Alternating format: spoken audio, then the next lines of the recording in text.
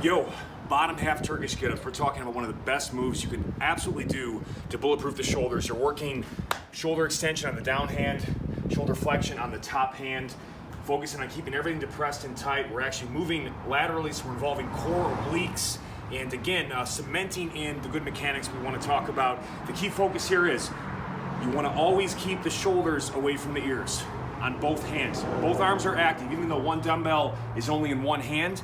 Both arms are active the whole way, 90 seconds total each side. You can always start body weight or start light. The big focus is on the weighted hand, all right? So I get set up here.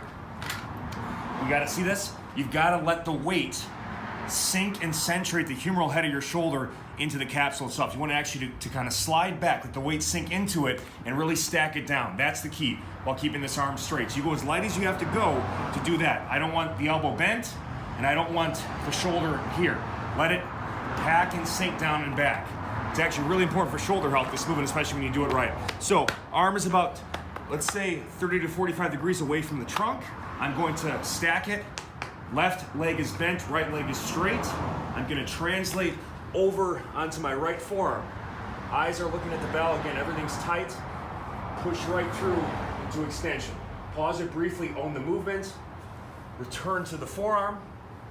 Return to the upper back. And I'm gonna keep repeating that pattern for 90 seconds and immediately switch sides and repeat. You could switch which side you start with. Again, it's kind of tough to say which side is the weak side because, again, both shoulders and arms are active. But slow, steady, like right there in particular, when we go from this position back down, that's bad, right? It's gotta be slow and smooth. Pause at each point the entire time. See how I finish nice and tight, lower, control, and keep repeating that pattern. Again, it's a quick switch. The reason I'm gonna have you go with the dumbbell instead of a kettlebell, the switches are a lot quicker, and especially because we wanna get 90 seconds each side. You can see how my right shoulder is gonna be more, it is always more prone to wanting to come off the ground. So again, get in position, centrate it, let the weight pull it down, lock it in, and then I start to go to work on the other side. All right? Get some.